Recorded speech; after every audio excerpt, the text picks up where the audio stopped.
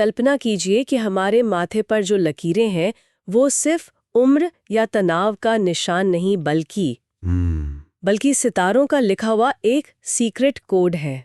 क्या बात है। क्या हो अगर हमारी चेतना, हमारा पूरा अस्तित्व सीधे सीधे अंतरिक्ष के किसी खास हिस्से से, जैसे कि ओरियन नक्षत्र से जुड़ा हो। ये एक बहुत बड़ा सवाल है। आज हमारे हाथ जो सोर्स लगा है वो इसी अविश्वसनीय आइडिया पर बना है। इसका नाम है सोलंश ओरियन कोड। बिल्कुल। तो आज की हमारी पड़ताल इसी अनोखी आध्यात्मिक प्रणाली के इर्द गिर्द घूमेगी, और ये कोई मामूली ज्योतिष या मेडिटेशन की किताब नहीं है। नहीं, ये उससे कहीं ज्यादा गहरा है। ये एक पूरा आर्किटेक्चर है जो ये दावा करता है कि इंसान का शरीर और चेतना ओरियन तारामंडल का एक जीता जागता नक्शा है।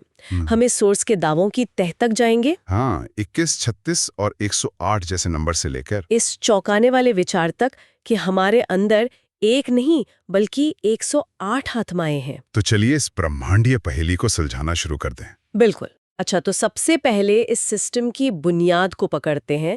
ये सोर्स कहता है कि ओरियन सिर्फ दूर के तारों का एक झुंड नहीं है, बल्कि एक ब्रह्मांडीय चेतना क्षेत्र है, अ कॉस्मिक कॉन्शियसनेस फील्ड, और इंसान का शरीर उसी चेतना का एक प्रोजेक्शन है। ओरायन प्रोजेक्टेड कॉन्शियसनेस, सोर्स में यही टर्म यूज हुआ है। ये सुनने में किसी साइंस फिक्शन फिल्म जैसा लगता है ना? मतलब क्या हम सितारों से भेजे गए एक तरह के होलोग्राम है? ये एक बहुत बड़ा दावा है, और सोर्स इसे समझाने के लिए 3 पिलर्स का इस्तेमाल करता है। 3 पिलर्स? हाँ, पहला हमारे माथे की 21 रेखाएं, जिन्हें ये ओरायन प्राणिक बीम्स कहता है। ठीक है। दूसरा 36 चक्र, जो हमारे शरीर की आंतरिक मशीनरी हैं। और तीसरा 108 का आंकड़ा, जिसे ये यूनिवर्सल कॉन्शियसनेस कांस्टेंट यानी चेतना का एक सार्वभौमिक स्थिरांक मानता है। मतलब जैसे फिजिक्स में प्रकाश की गति एक कांस्टेंट है? बिल्कुल, वैसे ही चेतना की बनावट में 108 एक फंडामेंटल नंबर है। यहीं पर रुकते हैं। 36 चक्र, मैंने तो हमेशा 7 चक्रों के बारे में ही सुना है, ज्यादातर लोग वही जानते हैं। तो ये 36 का कॉन्सेप्ट कहाँ से आया? ये एक अच्छा सवाल है। इसे ऐसे समझिए कि 7 चक्र जो हैं वो शरीर की एनर्जी के मेन जंक्शन बॉक्स हैं। ओके। ये मॉडल कहता है कि हर जंक्शन बॉक्स से और भी छोटे, ज्यादा स्पेशलाइज्ड सर्किट जुड़े हुए हैं। तो उन 36 चक्रों को 4 लेयर्स में बांटा गया है। 4 लेयर्स? हाँ, 9 फिजिकल बॉडी के लिए, 9 एनर्जी या प्राणिक बॉडी के लिए, 9 मेंटल बॉडी के लिए, और 9 जिन्हें ये सूक्ष्म अदृश्य या एस्ट्रल हिडन कहते हैं। अच्छा। तो ये 7 चक्रों को रिप्लेस नहीं कर रहा, बल्कि उन्हें जूम इन करके उनकी पूरी वायरिंग दिखा रहा है। ठीक है, तो ये सिर्फ गिनती बढ़ाना नहीं है, बल्कि सिस्टम को और ज्यादा डिटेल में देखना है। बिल्कुल, ये चेतना की एक बहुत गहरी मल्टी लेयर्ड संरचना की बात कर रहा है। और वो तीसरा पिलर 108 का आंकड़ा, ये तो हिंदू और बौद्ध धर्म में भी बहुत पवित्र माना जाता है। यहाँ इसका क्या खास मतलब है? देखिए, यहाँ 108 सिर्फ एक प्रतीक नहीं है। इस टेक्स्ट का तर्क कहता है कि ये नंबर हमारी बनावट में बुना हुआ है। बुना हुआ है? हाँ, 108 नाड़ियां, 108 ऊर्जा कोड, और यहां तक के 108 आत्मा क्षण। ये वो धागा है जो इस पूरे सिस्टम को एक साथ पिरोता है। वाह! और यहीं से ये सिस्टम अपने सबसे हैरान करने वाले दावे पर पहुंचता है। और वो दावा है कि हम एक आत्मा नहीं बल्कि 108 सूक्ष्म चेतनाओं का एक समूह है। एग्जैक्टली। ये आइडिया तो दिमाग हिला देने वाला है। इसका मतलब क्या है? क्या मेरे अंदर 107 और लोग रह रहे हैं? हाँ, इसे ऐसे नहीं देख सकते। मतलब अगर मैं अचानक गिटार बजाने लगूं जो मैंने कभी सीखा नहीं, तो क्या वो मैं नहीं हूं बल्कि कोई और आत्मा है जो सामने आ गई है?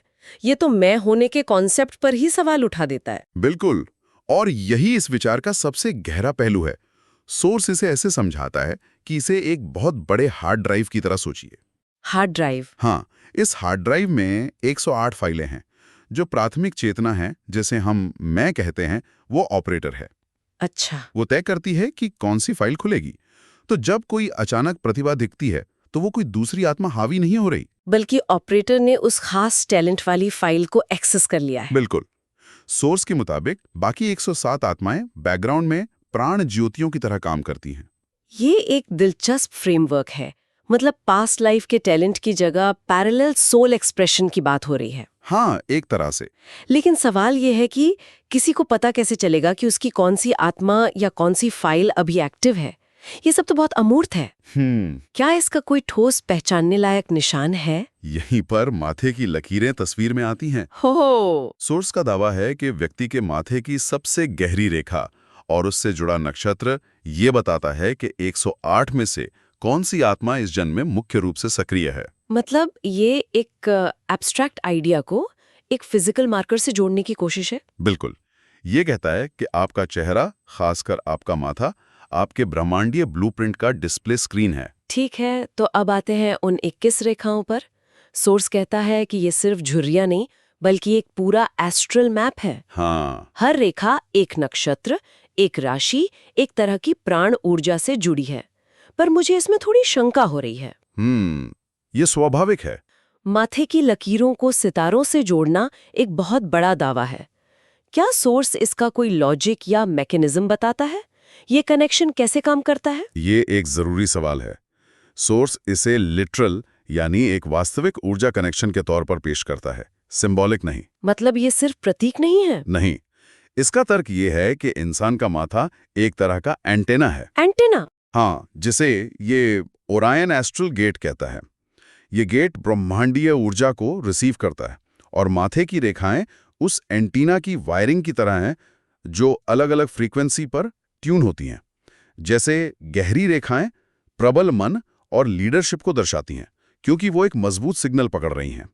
और हल्की रेखाएं? हल्की रेखाएं इंट्यूशन का प्रतीक है जो एक सूक्ष्म फ्रीक्वेंसी है। और तिरछी रेखाएं वो जीवन में बड़े कार्मिक बदलाव या सिस्टम रीबूट का संकेत देती हैं।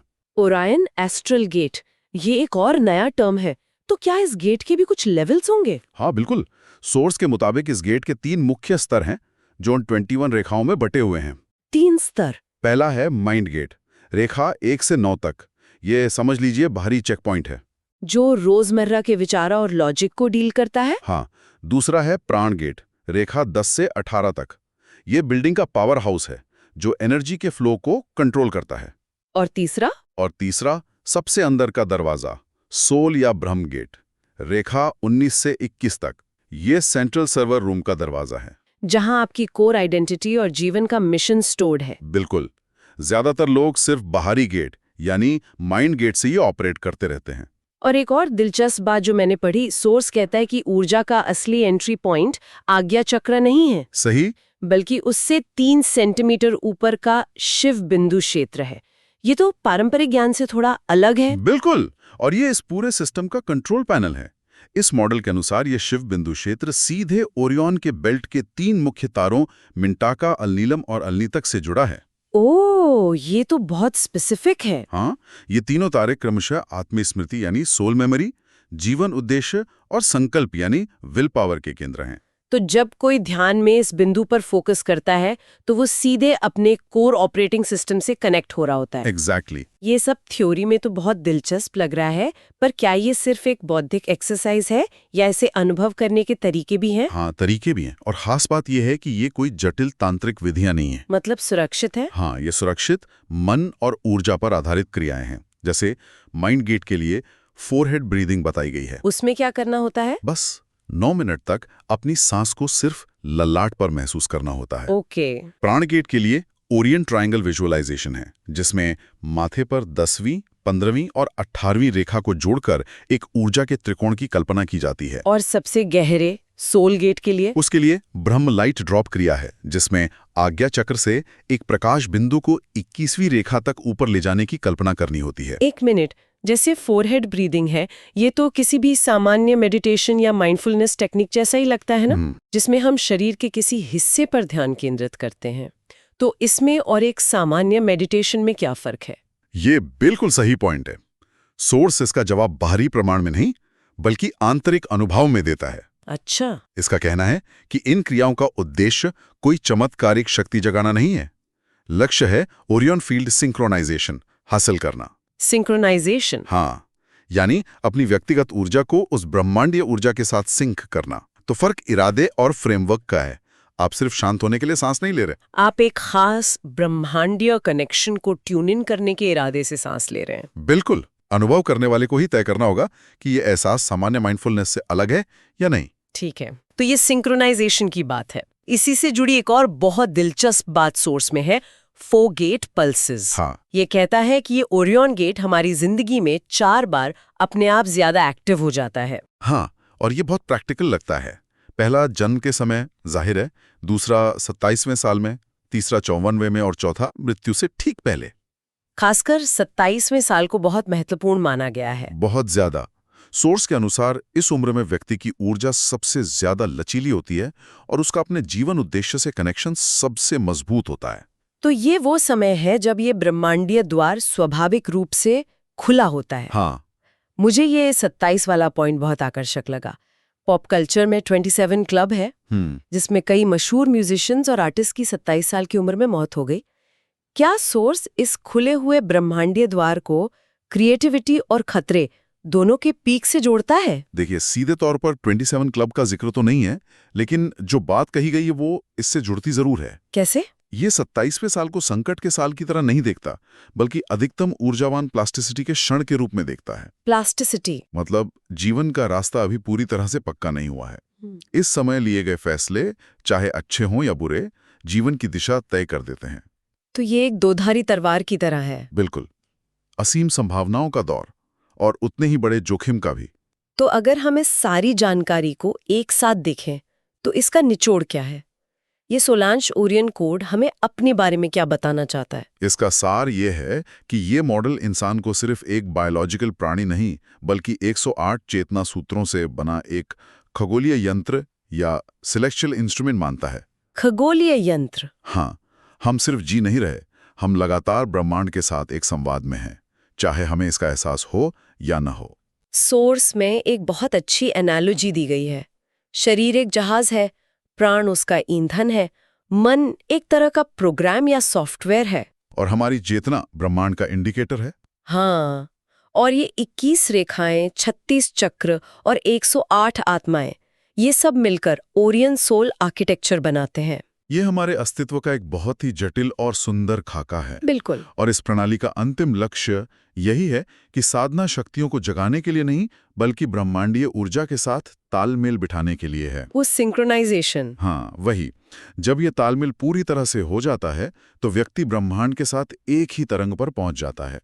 सोर्स के शब्दों में इसी अवस्था को अलग अलग परंपराओं में मोक्ष, समाधि या ब्रह्म अनुभव कहा गया है। अलगाव के खत्म होने और एकीकरण की स्थिति। बिल्कुल।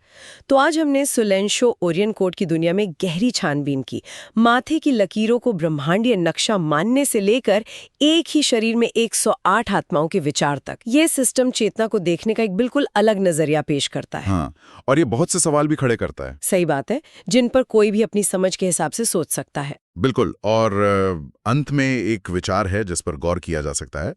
सोर्स में एक और बात कही गई है कि इन अभ्यासों से व्यक्ति का मैग्नेटिक ऑरा बेल्ट, यानी उसका मनोचुंबकीय क्षेत्र, कई मीटर तक फैल सकता है, जिससे वो ब्रह्मांड के प्रवाह को सीधे महसूस करने लगता है।